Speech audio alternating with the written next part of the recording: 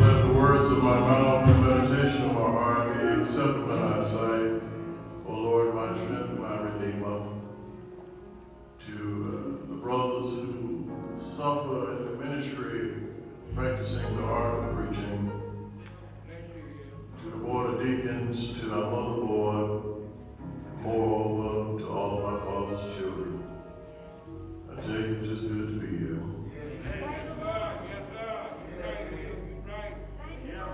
Last year we saw friend and foe come and go. Yet we've been privy with the opportunity to live to see another day.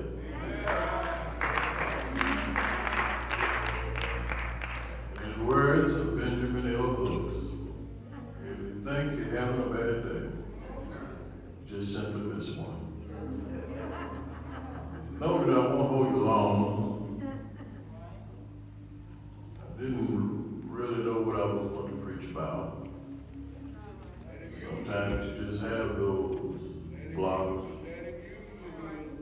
Working on one Wednesday, changed to Friday. And this morning, 6:15, got changed again. To Dr. Reverend Eric King, congratulations on your ordination. Congratulations on marriage and babies to be.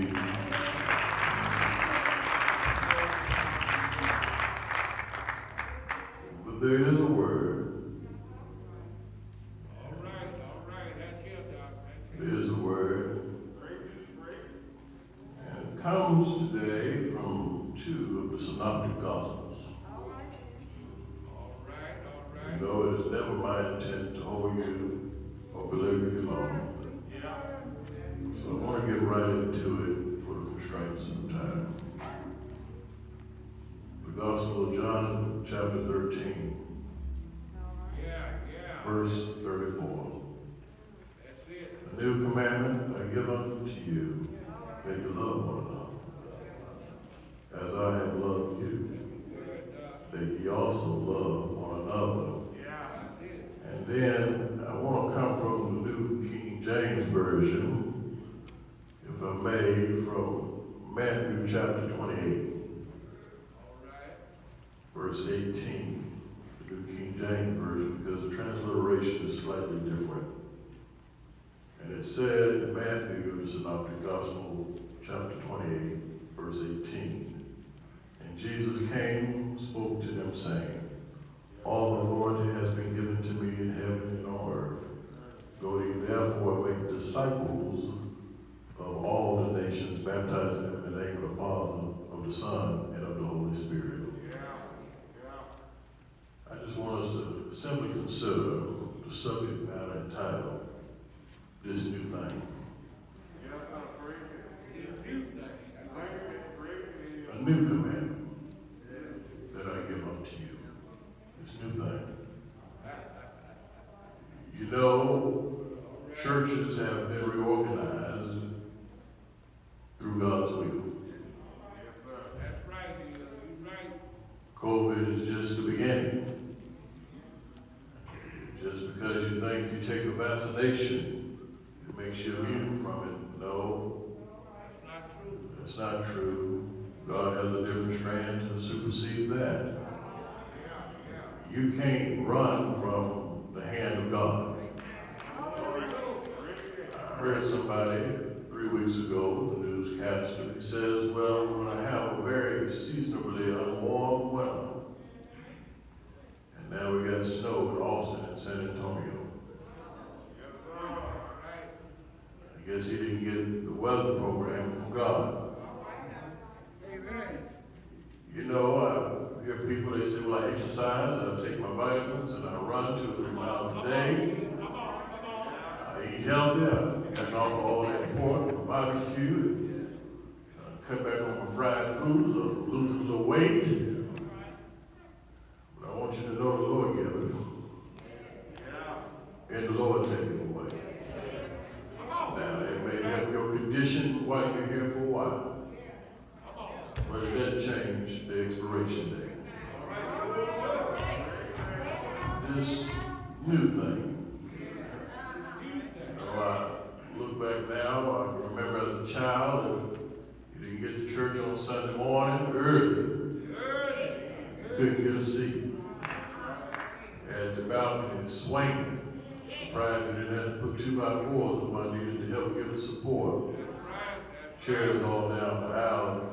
The overflow went downstairs to the basement. It was hard to concentrate when you were in the basement. That meant they were frying chicken and cooking Sunday morning dinner.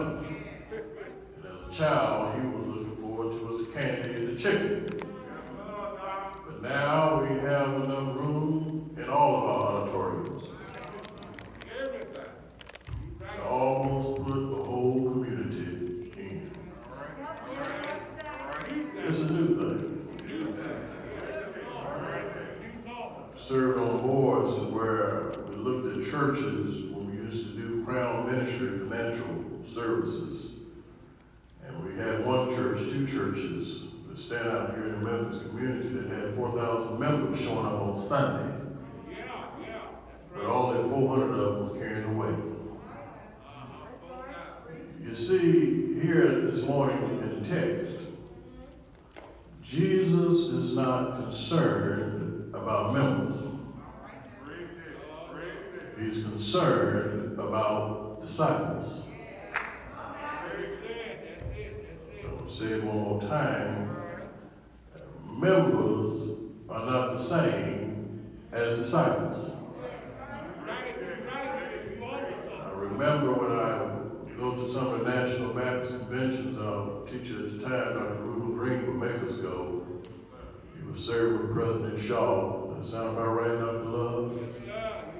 And I can remember going to the conventions and going to one meeting.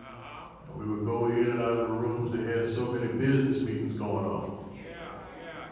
Didn't nobody have any prayer meetings going on. And I've learned that Board of Deacons, I want you to know, I keep you in my prayers. I try to make sure I do my giving as a disciple. But see, a real disciple, you don't have to ask. They'll come find you. I can remember going down the street one day on Elvis Presley. This is true, Brother Brooks. And I blew my horn to make him stop. A disciple will come and find you to do what they're supposed to do for the work of the church. I want you to know, I know we're going through some challenges with this new thing. We've had been without a pastor for over 50 years. This is new. But I want you to know one thing for certain that I've seen it firsthand, that as churches start to reorganize and regroup and come up with church constitutions. I want you to know if a man won't obey this, the Bible, he's not going to obey nobody's constitution. And if we get right, this is the Constitution. Is righteousness or hate? Include Robert Hill, is the Holy Bible or hate?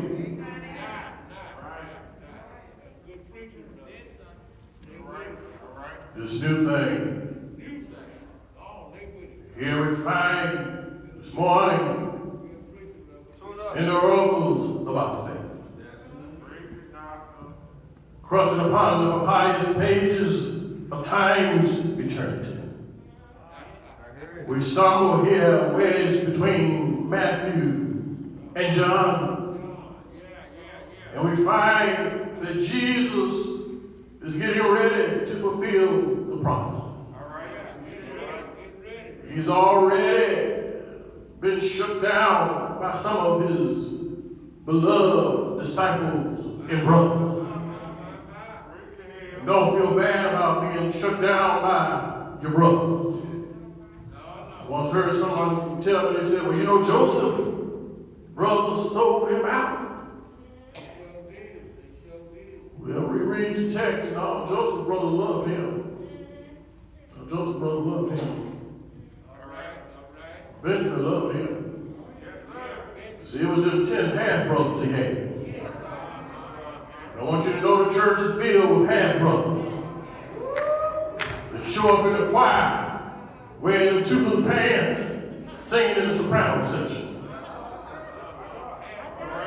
Half-brothers. Show up on the deacon board. Always want to be in charge and be the last one to want to give. Half-brothers. They show up at the church picnic, Brother Wallace. And they push the children and the elderly aside. And show up with their plates, scared you're going to run out of ribs. Instead of helping you cook the ribs the night before. That's them half-brothers. And so, even Jesus had a few half-brothers. You had Peter ready to pull a sword on him at any time. You had beloved John, who always was whining under him. But you had Judas. I often cringe when I hear young preachers who haven't suffered the tutelage of the gospel. When they start talking about the perfect crime scene. Talking about they murdered him. No. Jesus could have stepped down off the cross. Jesus didn't even have to go to the cross. Jesus could have shut it down from the very beginning. But he was fulfilling the prophecy of Isaiah. He knew that they would have to move him from judgment hall to judgment hall. No, Judas wasn't slipping out. He gave him permission to leave. He said, I know you're going to betray me. Go ahead and be about what you got to do. And after he excused that half-brother, after he excused the half-brother, Jesus says a new commandment. Now, see, he didn't include Judas in that. See, Judas would understand that you're supposed to love one another as I have loved you. Now, we say that all the time on Sundays. Let me unpack it just a little while. You see, when you say love as I have loved you, there is no love that supersedes Jesus. But he is saying that you got to love everybody else equally. Yasha says equally. Not less than, not greater than, but equally. The prostitute that comes in off the street with a day to do so, love her equally. The pimp that comes in walking with a limp, love him equally. The drug user, the backslider, the second chance felon, third chance felon, you gotta love them equally. Don't turn your nose down because you don't know what God has for them. One of our greatest prostitutes became one of our greatest poets.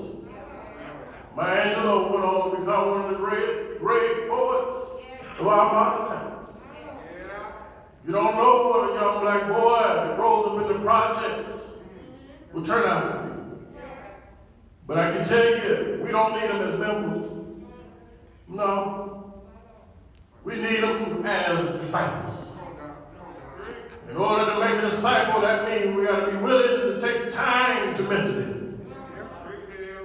To come here with daily dudes, don't turn them around, let them sit down. And then they will learn from example the right things to do. But we can't take the chance of losing the record is, for it is a desire that we shall not lose not one. Equally. Tell Dilliam Arabic for disciple. I remember when I was a young man, I scraped up enough money to go see for myself. We didn't have all that internet stuff back then, back in 1991. I wanted to go see what I had been seeing on television, the Crenshaw Christian Center there in Los Angeles, Dr. Frederick K.C. Price. I wanted to see for myself. Cameras would pan around. The auditorium was filled like the Mid-South Coliseum. Wasn't any hollering, wasn't any hooping, but it was teaching discipleship. As a matter of fact, when I got there, they made me stand in the hallway because there wasn't any seats to sit down. Discipleship. This new thing, we got young people going off to college and they're taking world religion classes. Life letters of Paul, the Christian doctrine. Because they say they're not getting it at our local churches because it gets misconstrued with all of the pomp and circumstance and show. They're missing the hardcore gospel. And I can tell you right now with this new thing. You give a person a Twinkie and a pop for breakfast. Those dry calories that have you running high for a while. But eventually you will lose your strength. And when you're in the church now, we got to make sure we're serving a full course meal. Because when they leave out of here on Sunday morning, they got to figure out how to get themselves through Monday on a job. Then they got to figure out how to pull out a dip on Tuesday to make it to the hump day on Wednesday. And so you got to give them more than Jesus will make a way out of no way. Rather, you got to go and exegesize and show them where Jesus has made a way time after time. Because it's kind of like us. Johnny, don't you do that. But you'll forget about it by the end of the day. But when you have example after example after example, people have a tendency for retention. Jesus said that he has a new command. That you love one another. As I have loved you. And that's a big prescription to fill. I once heard a gospel singer. 2 years ago, she had a song at the top of the charts. And she said, Lord, bless my house as I bless you. No, you don't want the Lord to bless your house the way that you bless him. Because you'll be short every time.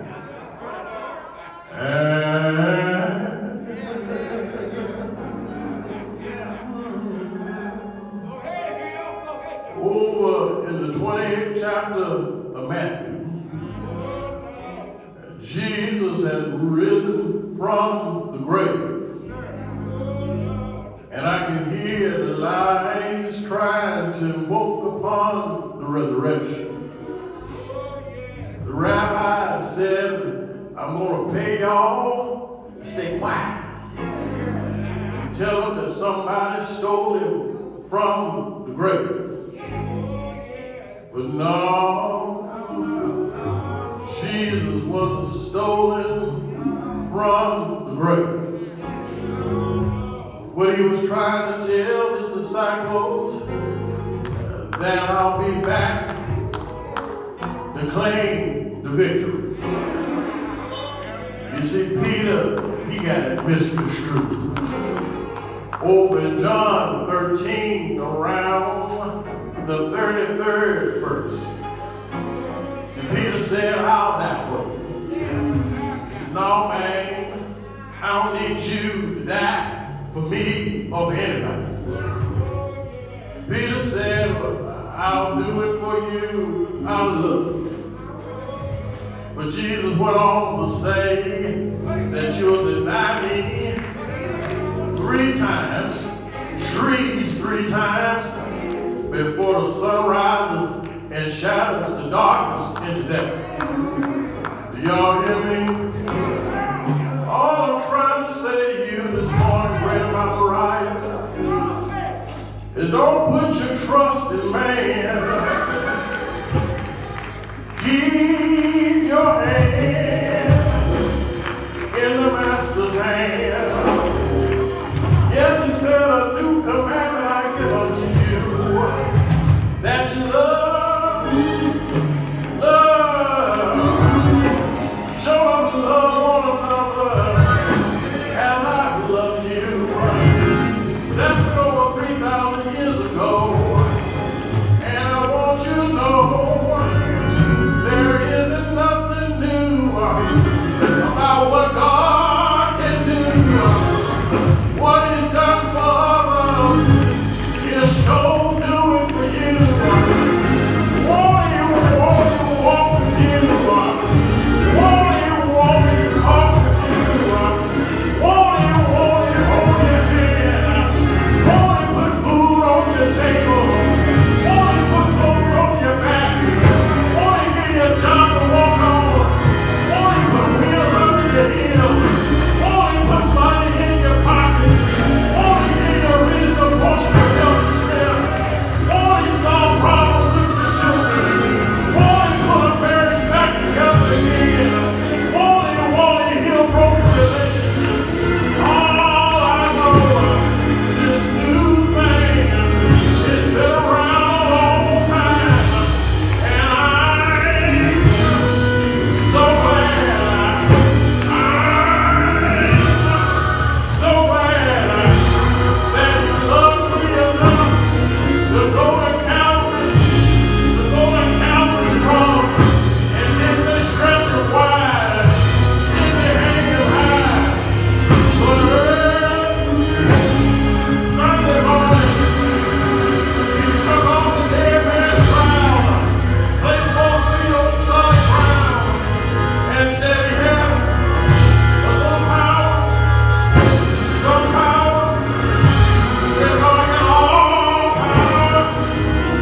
power to turn your situation around, power to heal a broken heart, power to keep Greater Mount Moriah together again, power to lift you up, power to carry your burdens for you."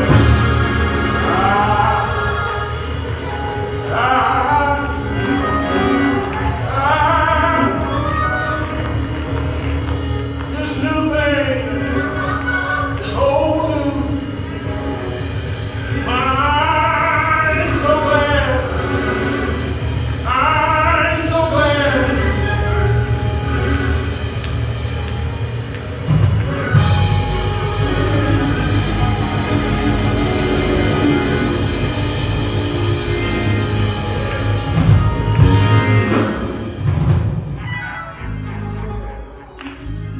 That's all right, brother.